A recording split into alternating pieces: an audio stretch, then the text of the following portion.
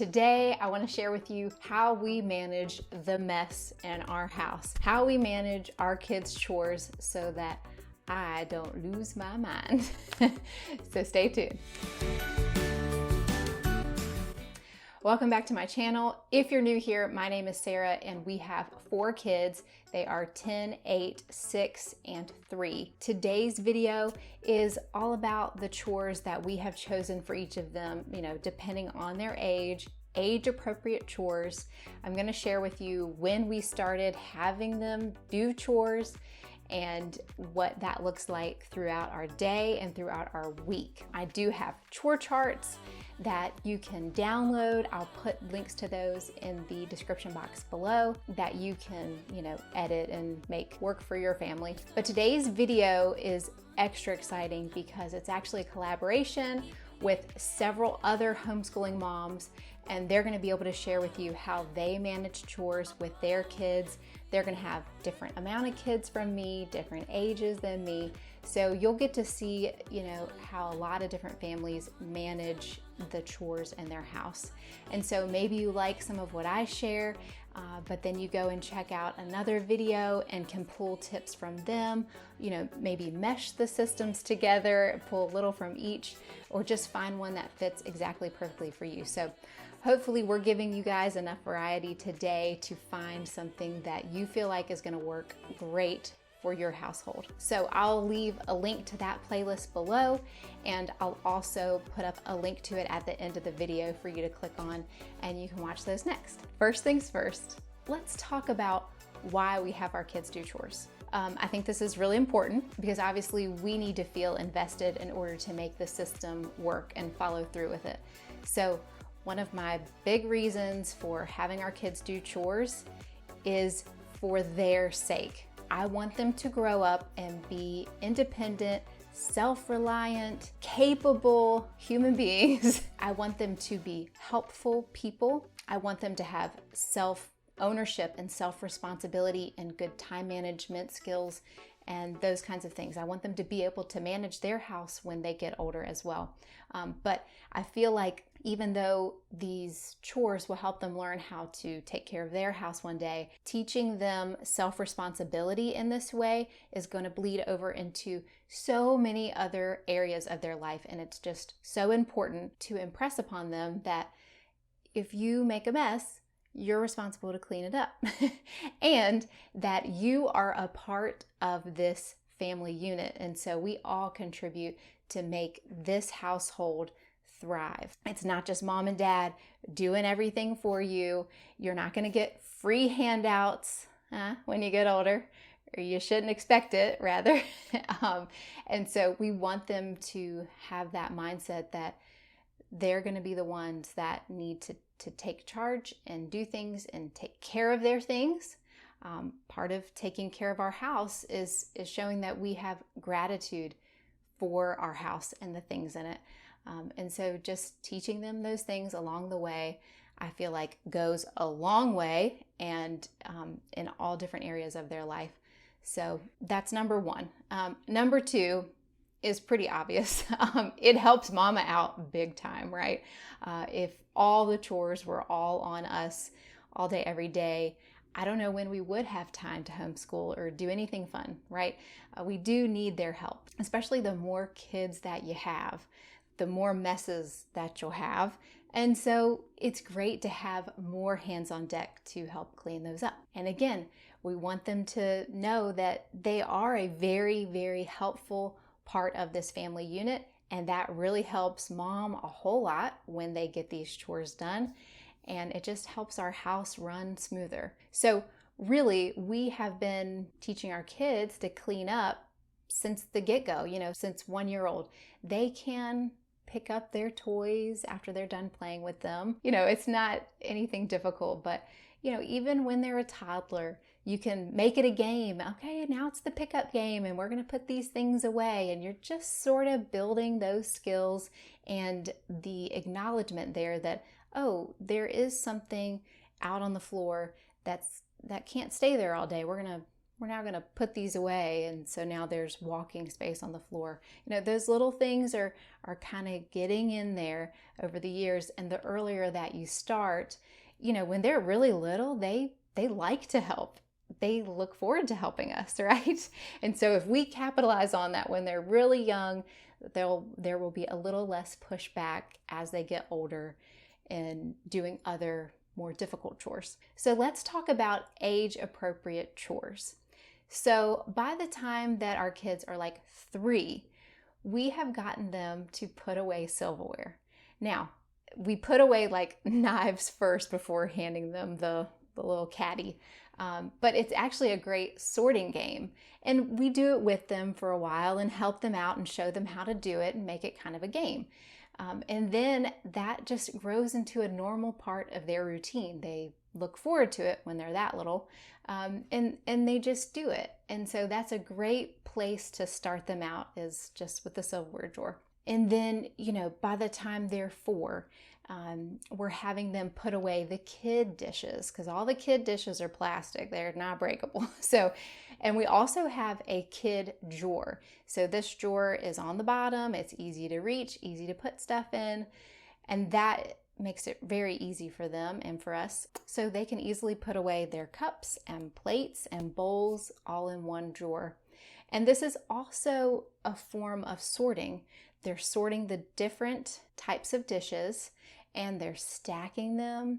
And so these are all good skills to have your 4-year-old working on. And also by the time that they're 4, we're having them help with laundry just a little bit. They can fold their shorts. It's one fold over, right? Very easy. Or they can take their underwear and, you know, fluff it out and make it flat and make a stack of all their underwear. And then they can put that away in their drawer.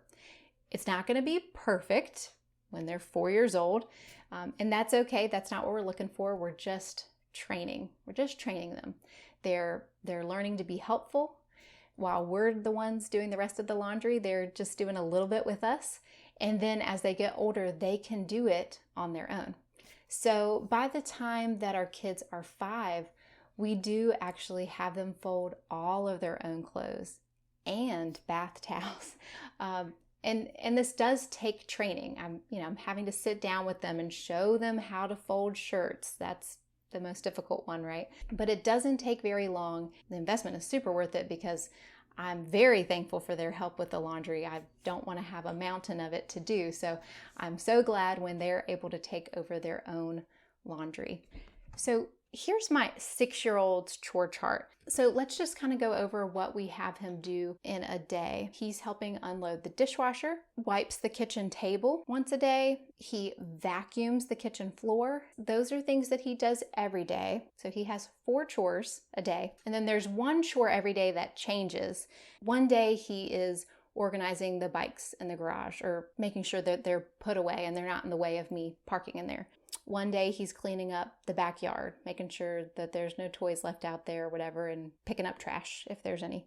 One day he has to pick up all the toys off of his bedroom floor. One day he has to pick up any clothes that have been left on his bedroom floor. And one day he has to pick up any books that have been left on the bedroom floor. Then he does bikes again, another day of the week. And then on Sunday afternoons, he cleans the upstairs room, which is our schoolroom. So this is for my 6-year-old. He just turned 6, like last week.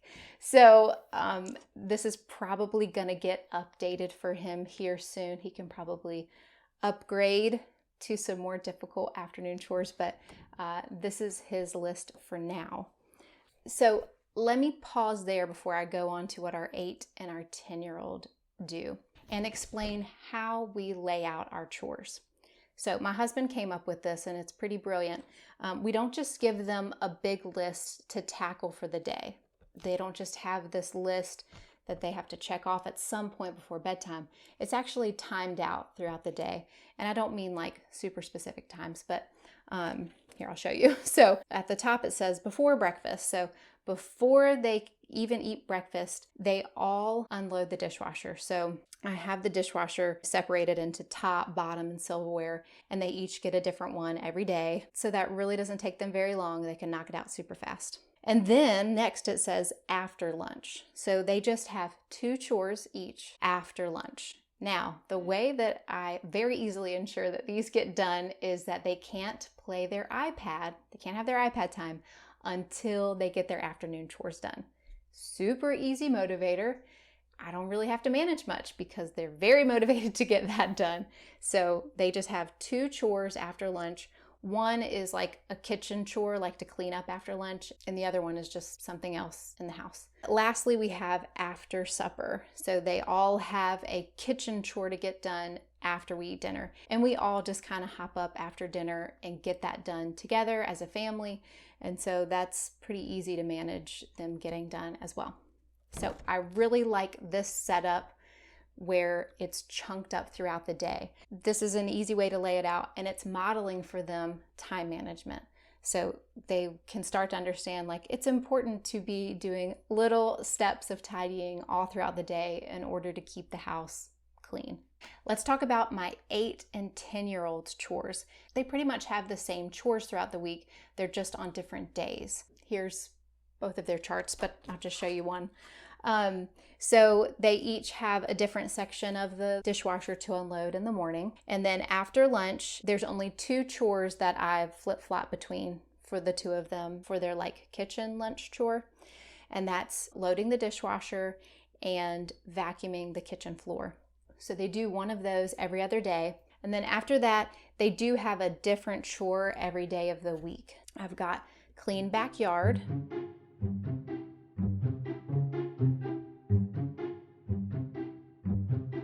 clean the upstairs, which again is our schoolroom, and that sometimes can be messy. Vacuum the living room floor, clean the garage. Sometimes there's trash left around, or toys or bikes are just not put back where they're supposed to go. Once a week, my 10-year-old does it. Once a week, my 8-year-old does it on different days. So it kind of helps keep the garage pretty clean all week long. And then one afternoon, he has to clean out the van. I'm so glad I thought to put this chore in their arena because it's their mess anyways. They're the ones making that van so messy. And so on Fridays, my 10-year-old cleans out the van, and on Tuesdays, my 8-year-old cleans out the van. So again, it helps to keep it pretty clean all week long. Not perfect by any means, but it helps a ton. And then the next day after they clean out the van, their chore is to vacuum the van. I do feel like that's kind of a lot to do in one day for them, but to break it up works pretty well. And I really love having a clean van. So I'm very glad that they do this chore, and they do it pretty well. It's good enough. And then on Sunday afternoons, I have written here special chores. So I have this other chart of things that don't need to get done every single week. And so I break it up into 4 weeks, and we just work our way through it every month. And I write next to each chore which date we did it so that I don't forget. And we all get these special chores done every Sunday afternoon. And then after dinner, there are 2 chores that I have my 8 and 10-year-old take turns doing. So one day, one of them will be loading the dishwasher, and the next day they'll be wiping the kitchen table, countertops, and stovetop. So whole kitchen gets cleaned. And I don't write it on this sheet just because it would be a lot of text, but what comes with the dishes chore is also clearing the table and counters of any dishes.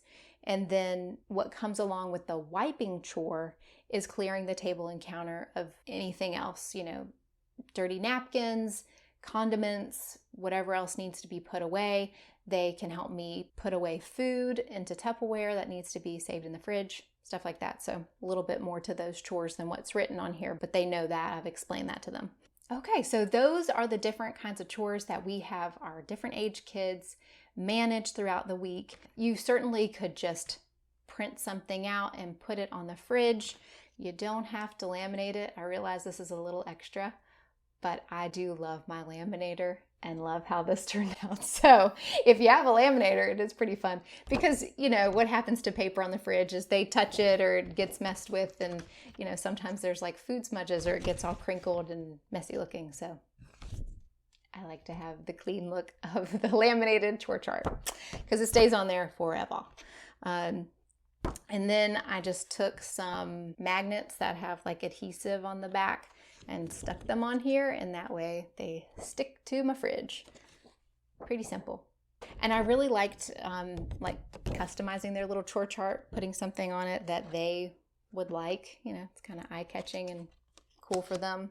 My daughter loves unicorns and rainbows, and my 6-year-old loves dinosaurs, and my 10-year-old loves all things about space. So this system works really well for our family.